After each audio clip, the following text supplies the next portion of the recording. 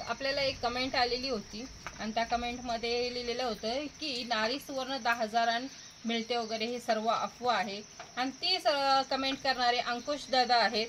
ते अंकुश दादा पण शेतकरीच आहेत, ते मानचे आहेत इथले.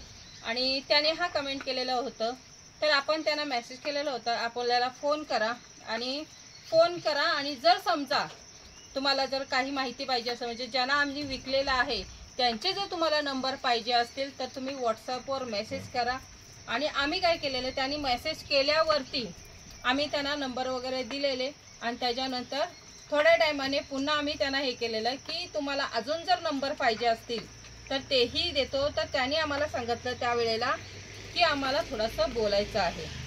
मग आम्ही सांगितलेलं ठीक आहे, बोलू शकता तुम्ही, तुम्हाला काही म्हणजे एक गैरसमज काय झाला असेल तर दूर होतो, त्यामुळे तुम्ही बोलू शकता. आणि त्यावेळेला त्यांनी बोलले की 20,000 आपल्याला जे हे घ्यायचं होतं ते सांगतात की अवेलेबल नाहीये. 20,000 घेतोय तरी पण अवेलेबल नाहीये, तुम्ही 10,000 अवेलेबल करून देताय. तर त्यावेळेला आम्ही म्हणलेलं 20,000 ना तर आम्ही आमच्याकडचा 20,000 तुम्हाला देतो, पण तुम्ही 20,000 नेऊन ते कुठं विकणार आहात, ते काय करणार आहात एवढं सांगा. आणि त्याच्यासोबतच आता बाजारात बघा साधी जी कोकरं आहेत मेंढरांची ती भेटत, ती 7 ते 8,000 भेटत आहेत. आणि ती 7 ते 8,000 भेटताय, मग तुम्ही एवढा भागीचा प्राणी नेऊन कुठे विकणार आहात, मी त्याचं काय करणार आहात. तर हा प्रश्न त्यांना खूप महत्त्वाचा वाटला त्यावेळेला.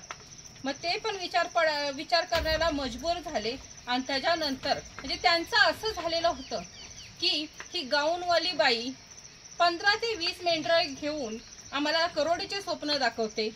तर हे खरं आहे का खोटं आहे ह्याच्यात ते पडलेले होते. पण ज्या वेळेला माझं जे म्हणजे एक प्रोजेक्ट जो मला उभा करायचा आहे, जो माझे विचार आहे ते सर्व त्यांना सांगितलं, समजावून सगळं सांगितलं आहे. आणि त्याच्यानंतर मात्र त्यांचा ह्या सर्व गोष्टीवर विश्वास बसला. हे कशाला करते, कशासाठी, मला पुढे काय याचा प्रोजेक्ट उभा करायचा हे सर्व सांगितल्यावर त्यांचा विश्वास बसला.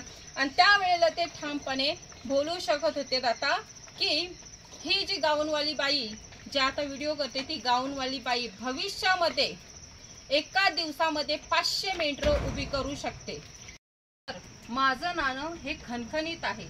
त्यामुळे मी आजच नाही तर 5 वर्ष व्यवसाय करत आहे. 5 वर्षामधला जरी कुणी डेटा मागतला की कुणी नेले, कटिंगला नेले, सांभाळायला नेले, तरी मी ठामपणे देऊ शकते. आणि हे मी ठामपणे ह्यासाठी सांगत आहे की आजपर्यंत मी कुठल्याही शेतकऱ्याला फसवलं नाही. राहिला प्रश्न हा प्राण्यांचा, जाहिरात तर सर्वच करतात, पण कोणीही सांगत नाही की हा प्राणी कितीला दिला आहे. पण मी तुम्हाला सांगते की जे चाकणचे दादा आहेत ना त्यांना मी जो आमचा भीमा आहे तो 10,000ला सांगितलेला, पण रक्षाबंधन होती त्यासाठी त्यांनी 11,101 रुपये मला दिलेला आहे.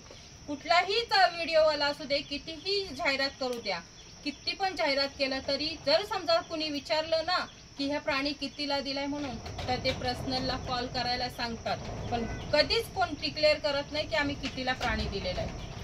आणि माझा व्यवसाय हा काचेच्या आरशासारखा आहे, त्यामुळे मला ह्याच्यात काहीही असं भीती वाटत नाही. कुणी जरी आता 100 प्रश्न जरी कोणी विचारलं ना तरीही 100 प्रश्नांना उत्तर द्यायला मी तयार आहे.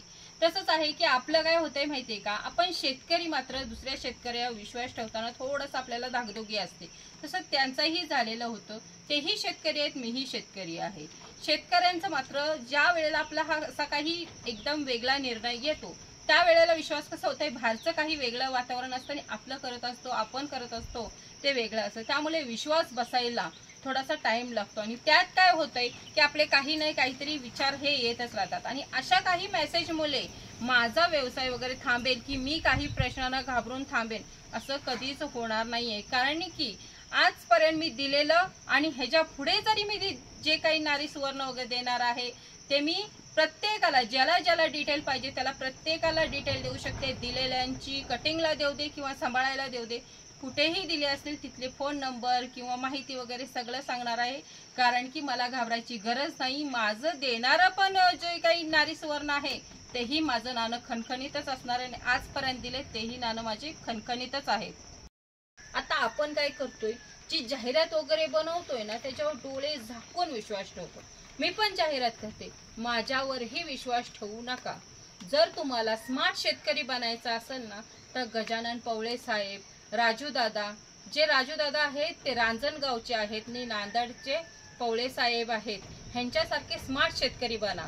आता त्यांचं असं झालंय की माझे व्हिडिओ तर बघितल्याने, व्हिडिओ बघून ते म्हणतात की हे तर खरं आहे, पण आपल्याकडे होतोय की सक्सेस हे बघायसाठी त्यांनी काय केलं की ट्रायल बेसवर मेंढी ह्या सांभाळल्या आणि त्यांच्याकडे ट्रायल बेसवर ते सर्व प्रयोग करून बघितले आणि त्यांच्याकडे ते सक्सेस झाल्याच्या नंतर मात्र मला फोन केला आणि मला फोन काही जे आपले राजू साहेब आहेत ना, राजू दादा, त्यांनी मला प्रत्यक्ष येऊन भेटले आणि नांदेडचे जे आहेत दादा त्यांनी फोन केला आणि त्यांनी मग सांगितलं की आम्ही हा प्रयोग केलेला, आमच्या भागाकडे हा प्रयोग सक्सेस झाला, जे काही तुम्ही सांगताय ते 100% खरं आहे.